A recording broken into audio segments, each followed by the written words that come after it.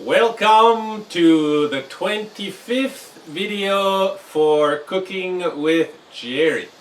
Today we're making a bean stew. We have already done 2 videos with lentils and split peas, and this will be the first one where we're actually using beans. Here I have a collection of various kinds of beans, including dry corn. As with all beans, the first process was last night. I washed and rinsed the beans and I put them in this container, which was, I put about halfway full of water once I had the beans in, and I let that soak overnight. I just removed that water and I'm going to put them in this saucepan, which has water up to about there. I did not add anything to the water, no salt, no oil, because from what I've learned, this kind of bean, there needs to be a removal of that first stage of cooking water. So I'm going to put the beans in the water. It'll cook for about half an hour. Then I'm going to turn the heat off, let it cool for about 10 minutes. Strain the water in this strainer and then start again with fresh water, and then I'll add the other items which I'll show you when we come back. Also, last night I put 1 tablespoon of flax seed in this container and I put a little bit of water. This is going to go in the second part because I don't want to rinse this water and I don't want to remove anything that the flax seed is going to add to the stew. Sometimes I'll also add sesame seed, chia seed, raw peanuts, soaking them overnight. But I had all those 3 items yesterday and I don't want back-to-back days of that same kind of food. So this water is almost at a boil. I am going to add these beans in. There's about 6 or 7 different kinds of beans. I go to a bulk food store. I pay a little bit extra and I get 100 grams of various beans that I choose. And I also like to put dried corn. Gives a nice crunch. So that's going in.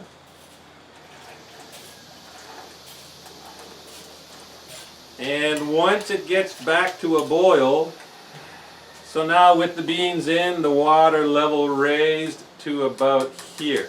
And most of the water will be absorbed. When the water comes to a boil, I am going to lower the heat as much as possible while still maintaining a low rolling boil. So it'll mean the heat has to go down almost as low as I can make it and let that boil continue. It's also important to keep an eye on what's happening with the water, because many times it can start to bubble and foam, and then it'll spill over the edges of your saucepan if you're not here to either lower the heat or remove the saucepan from the fire. And if it does overflow, which happens for me regularly, it happened yesterday. I turned my back for less than a minute to open up a can of sardines, which was part of yesterday's video. If it overflows, my suggestion is to turn off the heat, clean everything up. If you have another suitable sized saucepan, transfer the contents into that one and then put it on the clean burner while you clean everything up. Because if you allow that foamy water that spilled over to continue with the cooking process, that foamy water is going to kind of get cooked onto the surface of your stove and the surface of the saucepan, and it'll make it much harder to clean at the end. So if that happens, I suggest you turn the fire off, transfer, clean up, and then put the fire back on. Yesterday's video was fun because I used white rice, which I normally never have. A friend left it to me when he was here last week. He didn't want to travel with it. It's fun because if you add beetroot to the cooking water with the rice, you turn the white rice into a red rice, which is fun to eat, and it gets that little bit of flavor from the beetroot. Same kind of thing you can do with whole grain wheat, whole grain rice, quinoa, amaranth, but the redness intensity will be a little bit less because those are not quite so white as the white rice. You can also do it with pasta. Put some pasta in, cook it similar to rice by way of don't drain the water at the end. Just put enough water of what you think you'll need to cook the pasta. Put the beetroot in and you'll get fun pink pasta. I do that once in a while. So this is going to go for about half an hour. And I'll turn off the heat, let it cool for 10 minutes, strain, start over with fresh water. And then we'll come back because I'm going to add a few vegetables. The reason for the vegetables is to add flavor, but also because I've read in Dr. Mark Harmon's book called Food, What the Heck Should I Eat? That beans are not as healthy as many people think. There's a lot of carbohydrate in a bean, which will very quickly turn into sugar once it enters your stomach. There's good fiber in the bean, and there's a small percentage of protein in the bean. But mainly the body cannot use a lot of what's in a bean. So I try to add other vegetables to the stew to add some food that the body can use more than a bean. I'm going to add celery and cabbage into the stew, and then that'll be probably what I have for my bean stew, and then this will be enough for me for 2 or 3 meals, and I'll add other ingredients which I'll show you in the following segments to give you more ideas of what you can do with a bean stew. It's bubbling. If I wasn't here and I let it continue to bubble, it would have spilled over. So now it's back to a boil. I'm going to turn the heat as low as I can. It's not windy right now, so the wind will hopefully not blow the fire out. Still low rolling boil. And that's it for this segment. I'll come back and explain what's going to happen in the next segment. Thank you.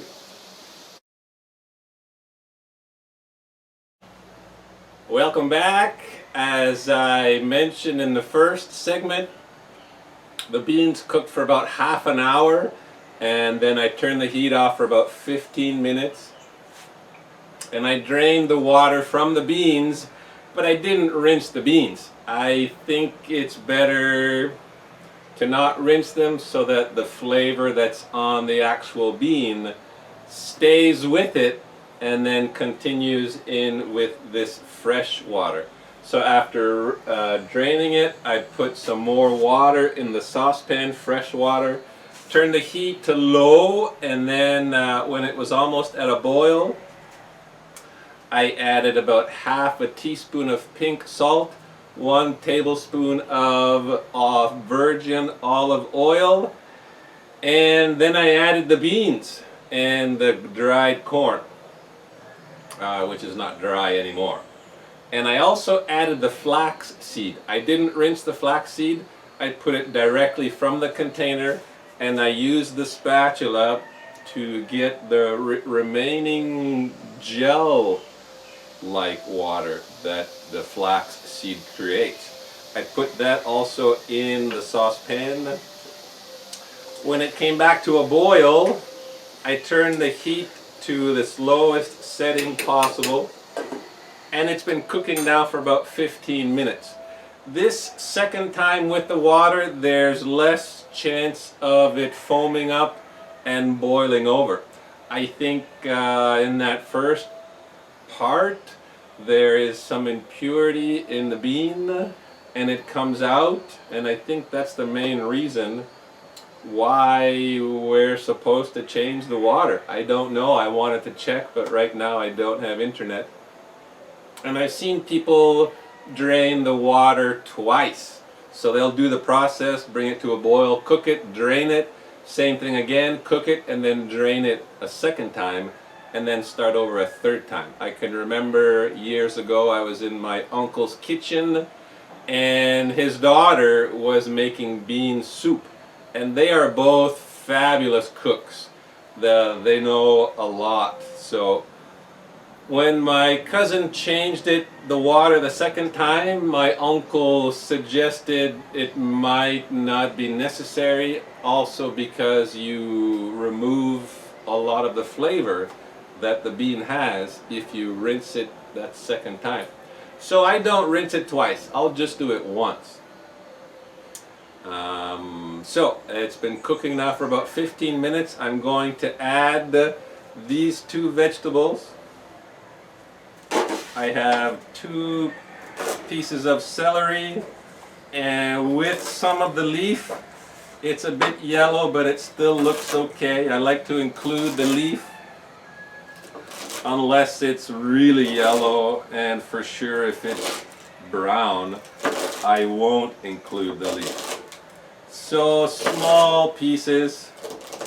There's about 15 minutes left for the beans to cook, and in that 15 minutes this celery will also cook, but not to the point where it's soft.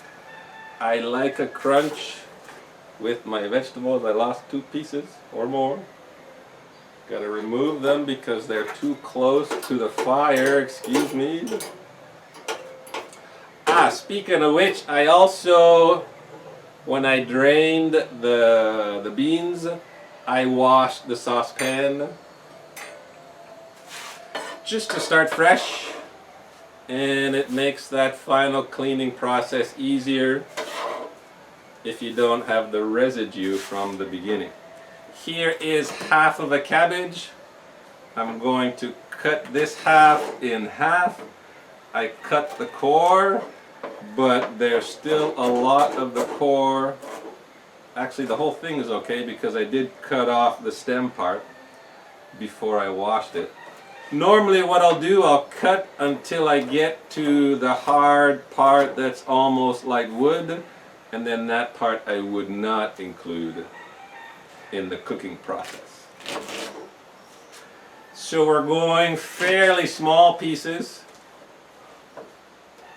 This will also still have a little bit of crunch with the final product, which is how I like it. If you like it less crunch, then you'll add it sooner. Maybe you want to add it immediately after the water comes to a boil that second time. Everybody's different. We all have different preferences for how we like to eat our food. So I'm just putting these 2 vegetables in with the bean stew because I don't want too much stew, because I don't have a fridge and I'm not sharing this today with anyone.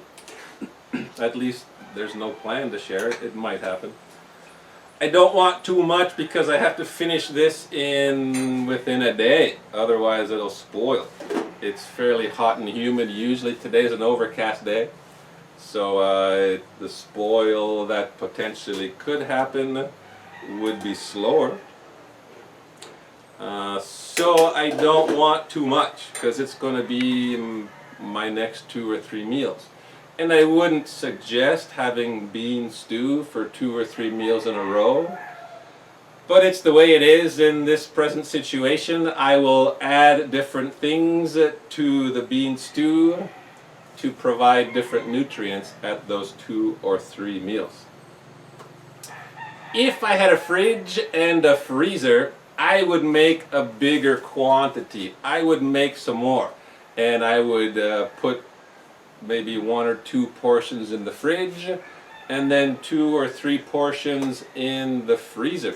I would put it into a container similar like this, into the freezer. I don't close the lid when I put it in the freezer because I think there might be some expansion during the freezing process, and if it's closed, it might crack the container if it's sealed closed. So I'll just leave it open a little bit and allow any possible expansion to happen without forcing the crack in the Tupperware plastic container. And then when it's frozen, what I do is I take it from the freezer and I will put it upside down under running water. And within a short time, the frozen stew will release. It'll drop into my hand, and then I'll transfer it to a plastic bag. And that'll be in the freezer, really convenient if I don't feel like cooking. I'll just take it from the freezer the night before or the morning of if I want it later.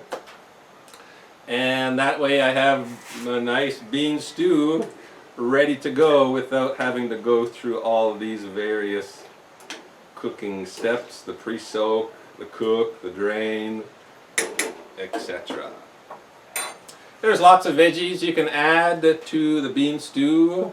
Tomato would be nice, carrot, many people like onion, garlic. You could add whatever you like, whatever your preference is and whatever the preference is of the people you're cooking for. So this is going to cook for about maybe 10 or 15 more minutes. And one way I can determine if the bean is fully cooked is I will put a bean into the spoon and then I will squish down on the bean. If it's soft and squishes, then it's pretty much done. That one was pretty much done. It might need 10 more minutes. So I'm going to let that cook for 10 or 15 more minutes. And we'll come back. Like I said in the beginning, to add a bit more nutrition, you could add flax. We added the flax seed. You could add peanuts. If I soak chia and sesame seed overnight, I don't think it's necessary to cook them with the stew. I think they can be put in at the end. The soaking process overnight prepares those two seeds, chia and sesame, to be absorbed by the body.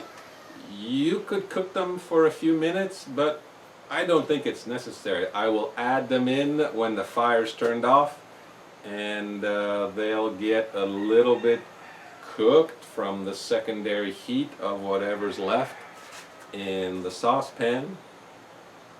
And the chia seed, it will probably absorb some of the water that might be there. And I'm saying stew instead of soup because I've read various books that teach me it's better not to combine a liquid with a solid. So I don't want a very liquidy soup because that liquid will dilute the digestive enzymes that are in your stomach. So I want more of a stew. I want as little liquid as possible being combined with the solid of the bean, corn, these vegetables, if there's peanut. And also, you can add a grain if you want to have everything in one pot, big enough pot, enough water. I'd say when you start that second boiling of the water, you could add a whole grain wheat, a whole grain rice, quinoa, amaranth. You could also use white rice, but I don't recommend it because it's very low in nutritional value, very quickly turns to sugar. And there are those other more nutritious alternatives to the white rice. You could also do pasta. Any kind of pasta you don't really want to cook for half an hour. but maybe the last 15 minutes, your favorite kind of pasta, even spaghetti, would be very tasty. If you have the angel hair pasta, that cooks really quick. Within a few minutes it'll be cooked, so that would be added right at the end. So I'm going to continue this cook for 10 or 15 minutes. I'm going to prepare my meal, and we'll come back and I'll show you what lunch is going to be for today. Okay, final segment for this session of the bean stew, but please stay tuned because I'll show you other alternatives to use this leftover bean stew. What I did is, in a small frying pan, I washed and rinsed and cut into small pieces cauliflower and broccoli. And I normally put water and oil, but this time, because there was liquid in the stew, I took my spoon and I put maybe 10 tablespoons, which weren't full because of the angle, I couldn't get it full, into the small frying pan with a little bit of virgin olive oil, and I cooked it for a few minutes, the broccoli and the cauliflower. Then I turned the heat off, and then I added about 10 tablespoons of the stew into that frying pan with about half a teaspoon of pink salt and some extra virgin avocado oil, and I mixed everything together, and this is my lunch. Check it out. There's still a bit of liquid, but I have a piece of bread from a homemade bread I made earlier this morning using the grill and hot embers from wood and charcoal. There's a video about how to make bread using that method. I don't have an oven and I like bread, homemade bread. But it's not really bread because I don't use yeast. I use baking soda. I've learned that yeast can ferment in the stomach, causing air and digestive issues. So I use baking soda, and I minimize how much wheat flour I use, because that's another one of those food items that quickly turns into sugar. So I use a lot of seed and nut powders when I make that bread. So this is going to be my lunch here. It's a fairly liquidy, but one thing I like to make with leftover bean stew is a pancake. So that liquid would be perfect in the pancake to absorb the seed and nut powders. Also, I haven't mentioned yet, please stay tuned to the end after I show you the different variation, if this is going to be another one meal or two meals, because we'll have the second portion of the variety show segment. Going back to some plants, but some new plants. I prepared another area really close to my kitchen, just outside the doorway actually, with some turmeric plants, and I'll show you again from the first variety show portion the squash plants. So please stay tuned.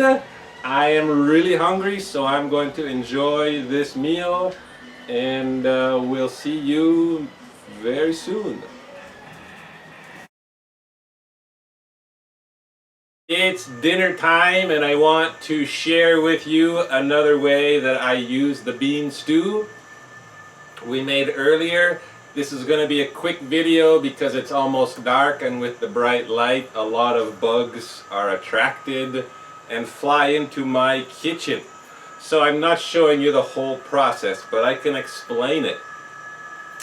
In a small frying pan, there's a big moth that just showed up.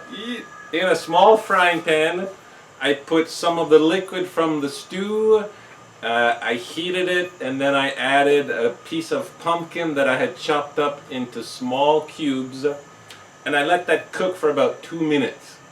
Then I added, I think, 7 tablespoons of the bean stew, trying to minimize the liquid by picking it up, tilting the spoon so the liquid would fall out, and then I would just put as much of the solid, the beans and the veggies. And I let that heat up for about a minute, okay, and then I turn the heat off. In a bowl, I put 2 farm fresh eggs that were laid within the past 24 hours. I got from the neighbor. I added 1 tablespoon of maca root powder. It's a superfood. It's a ground up powder from a root of a plant that normally grows in the Andes. 1 tablespoon of what's known as 7 seeds flour, which is a powder, a combination of 7 different seeds. I mixed all that together in the bowl. Then I added the pumpkin, the stew, and a little bit of liquid into the bowl. Then I took my big frying pan. I put about a tablespoon of sunflower seed oil. I am running out of oils because I haven't gone to the city in about 4 weeks. I'll be going, I think, in 2 days, so I'll be able to stock up on the other healthier oils like virgin olive oil, virgin coconut oil.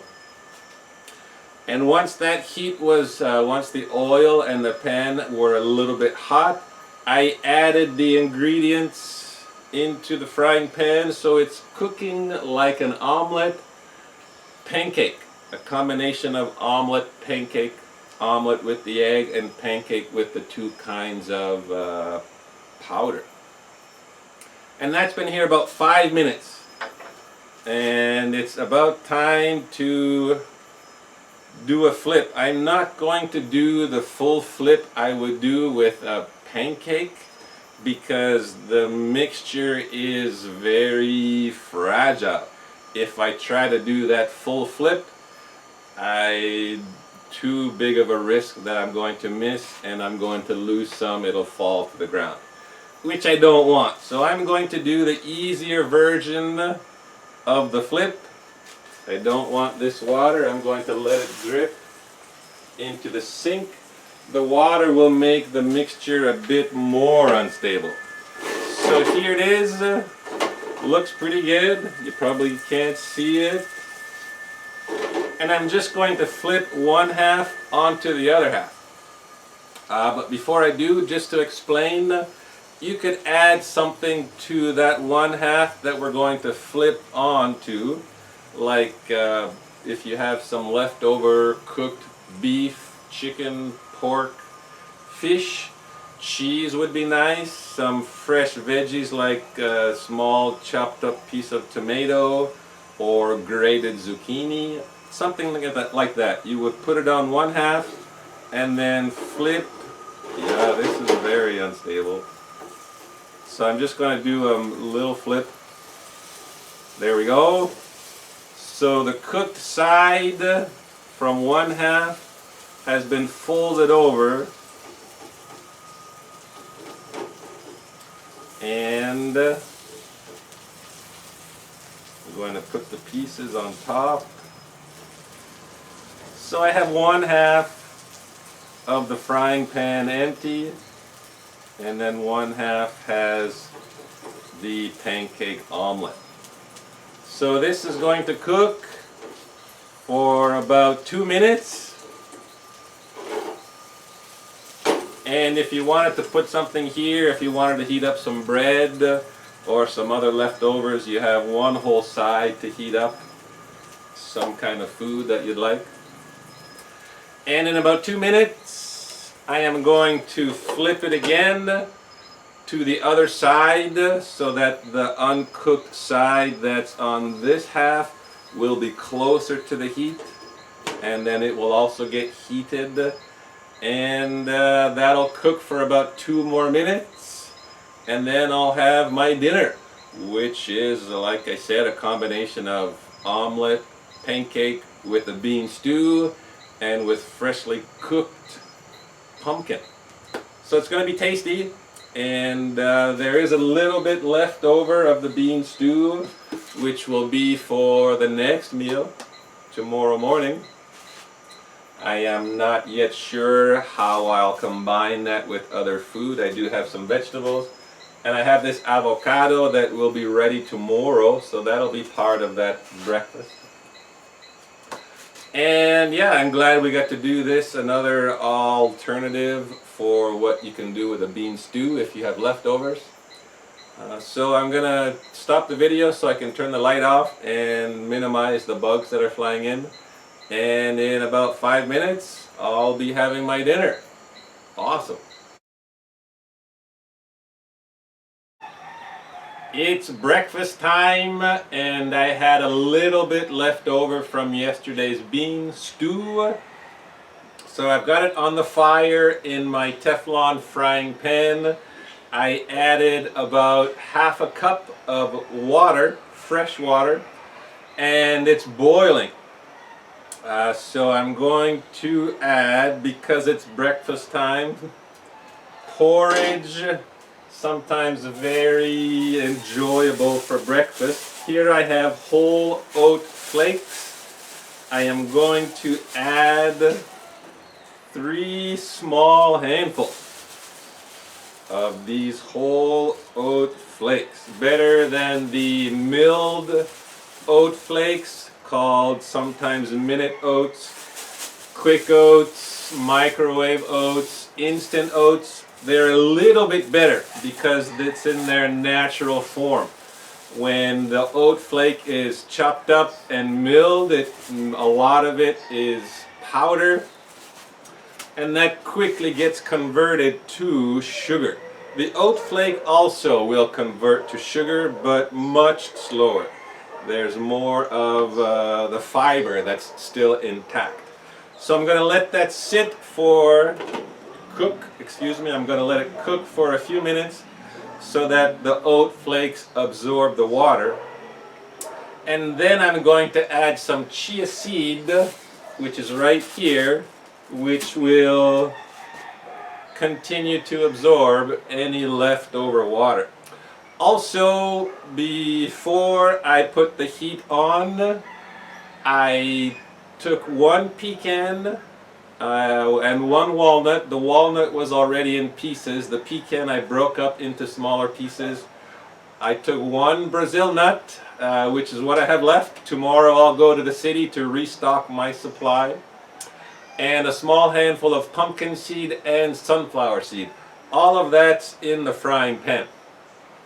With any kind of nut, bean, seed, dried fruit, it's recommended to wash and rinse to remove what's known as field dust, which is what would collect on the food item when it travels from the farm to the factory processing packaging plant to the store and finally to your home. It's recommended to always wash and rinse before you eat those items.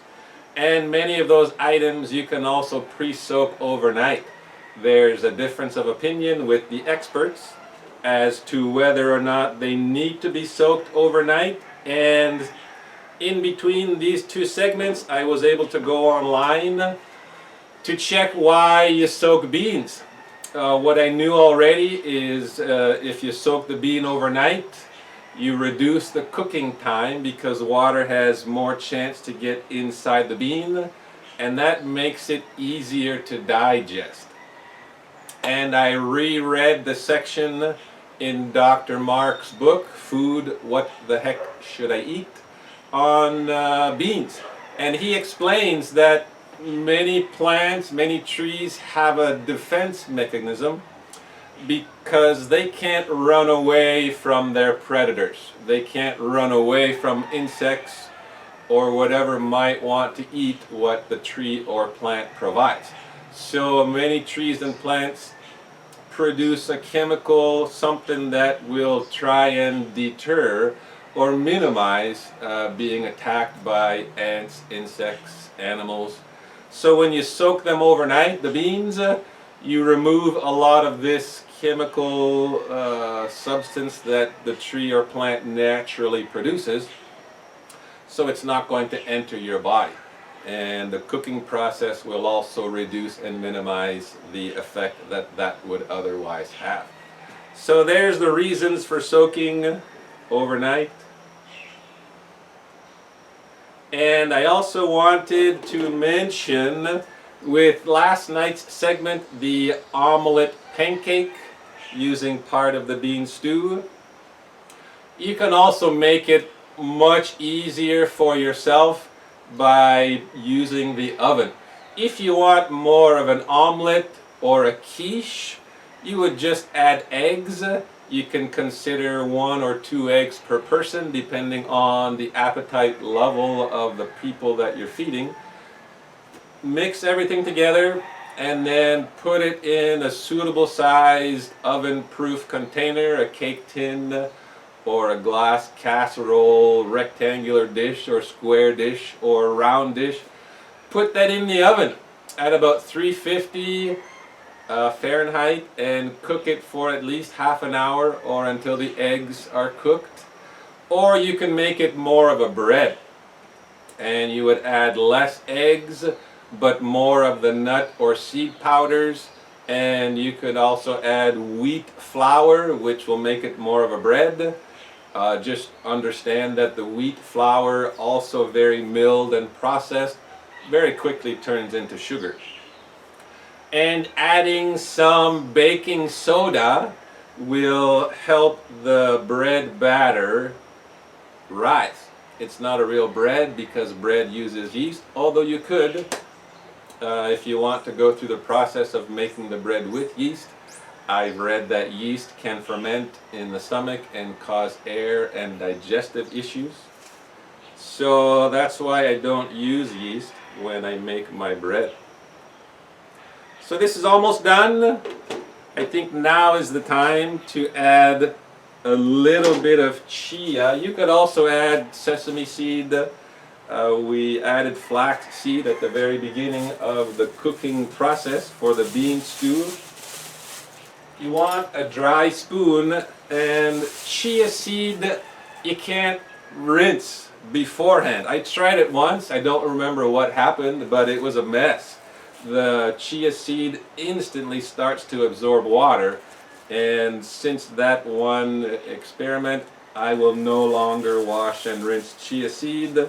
It's just going to go directly into the frying pan and will absorb the water that's still left over and that did not get absorbed by the oat flakes. And the pecans and the walnut and the seeds, pumpkin and sunflower, they will also absorb a little bit of the water. So that's going to be my breakfast. I will soon turn off the heat and let everything continue to absorb, and it's really hot right now, so it's better to wait about 10 minutes so that it cools down. Everything will absorb, there will be minimal liquid, and I will also add half of an avocado. Here's my avocado, it's ready to go. I'll eat half of it for breakfast, and the other half I'll save for either lunch or dinner. I will also add some salt, maybe 2 pinches of pink salt, and extra virgin olive oil when I serve it in my dish. That will be my breakfast. So some alternatives for you if you make a bean stew or even a bean soup. I remembered when I was checking online, there was an interesting method of what else you can do. Because there's still a fair bit of liquid, I could poach an egg. I saw one photo on one of the sites I visited to look at information, and they had cracked open eggs and let it cook poach-like in the water that was hot. So that's another idea. If you have 2 or 3 people, each person wants 2 eggs, you would crack 6 eggs and let them sit in the boiling water until they're cooked or mostly cooked, and that would add a lot of nutrition, protein, and it'll satisfy many people for a breakfast or a lunch or a dinner. A lot of people like the sweet breakfast, depending on the culture. Many cultures go for salty. Depends on what you prefer, trying to always balance with every meal what would be sugar and what would be not sugar. Here there's a fairly good combination of both, so my blood sugar level will stay stable and my body will be happy and my stomach will be happy. So that's it for now, but please stay tuned because we're going to go to the second variety show segment and you'll see some plants that I have started and put into the ground, and it's going to take time for them to grow because days are short here, being close to the equator. We're almost at springtime, which means the days will slowly get longer, but we're still talking about 13-hour days, which means only 13 hours of sunlight and 13 hours for the plants to grow, and then the 11 hours of nighttime where the plant doesn't grow. So it'll be a process, and hopefully the insects, the dogs, the chickens. I saw 2 monkeys earlier this week about 100 meters from my kitchen. They were bouncing around one of those trees. Hopefully they don't come closer and see these tasty vegetables that are growing on my plants. So thanks for watching. It's been a long video, but hopefully some great information for you. I'm going to turn the fire off. Yeah, now's the time, and let this cool for 10 minutes and I will enjoy my breakfast. And please try something. There are so many different variations. Your imagination and your creativity is the only thing that can stop you from creating healthy, fabulous, tasty meals for yourself and your family. Welcome to the second portion of the variety show section of my YouTube channel, Cooking with Gerry. We're going back to plants. So here I want to show you, I built this little fenced in area with bamboo pieces that I got from when they cleared that passageway which goes from the main road to the river. I asked the guys, there was 2 guys, I asked them if I could have the pieces of bamboo that they were chopping down. So I made this, and I did the preliminary digging. I found a few rocks. They're right here. I think they'll be useful. And here I made a convenient door to get in. The fencing is mainly to keep the dogs out and to try and keep the chickens out. Chickens can fly over that, but hopefully they won't be have the desire to go in and damage the plants. And there's not many ants and stuff in here. The dirt, it's not very suitable for plants, so I'm going to have to make a mixture. And now I'm going to show you from 2 weeks ago the squash plants. Here they are. The first 3 were the ones at the far end. They did really well. I watched them, and then 12 days later I put in the other 6. So they're doing well. A small obstacle is that I'm standing beside an orange tree which is dropping oranges, but there's no oranges directly overhead. But sometimes the oranges bounce off the branches on their way down, and I've seen a few in that area, but so far no damage. So I'm going to go to the riverbed, which you might be able to see, it's right there, and I'm going to collect some big flat stones so I can make kind of a walkway down the middle, and then maybe even to divide the plants. I think I'll put 8 in there. Here are the turmeric plants I'm going to put in. There they are. Turmeric, if you're not familiar, it looks similar to ginger root, but ginger root is more of a yellow and turmeric is more of an orange. And you can see my tomato plants. Some of them are big, almost ready to go in the ground. I'm just not sure where to put them. Maybe in between the turmeric. The turmeric needs a lot longer to grow.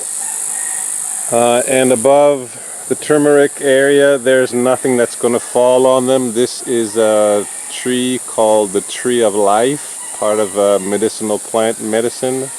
You pick off a leaf, there's a cream or a milk, and you collect that cream and you dilute it in water as part of a cleansing process. So I'm going to go now to the riverbed with a wheelbarrow and bring some flat rocks, and then I'll show you what it looks like afterwards. Alright, welcome back. It's now the second segment of this variety show portion of the show, the video, and let me show you how it turned out. I was able to put 8 of the turmeric plants into this little fenced in area. I'm not sure how well you can see it, if there's enough light. And the middle part, I might decide later that I can put a few more turmeric. I have 3 left from the ones that I started a few months ago, but they're still very small. So I can wait 3 or 4 weeks. And I also dug up each of those planted areas, and I put some healthy soil, which was a mixture of compost, dried decayed leaf, and wood chips. The wood chips, I think, will help minimize compaction of the soil, and it'll help to retain moisture, and maybe as it decomposes, the wood chips will provide some nutrition for the plants.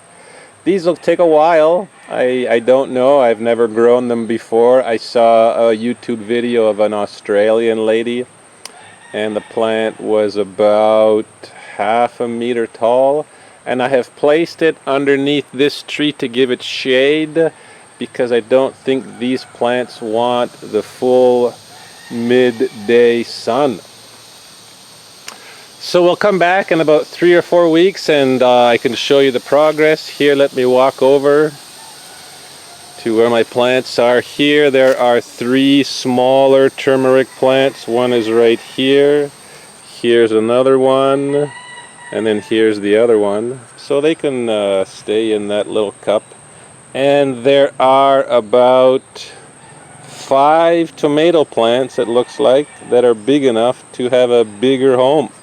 I just need to decide what that bigger home will be. So that's it for today's variety show. Thanks for watching, and next time we'll see what we can do for a different kind of variety show.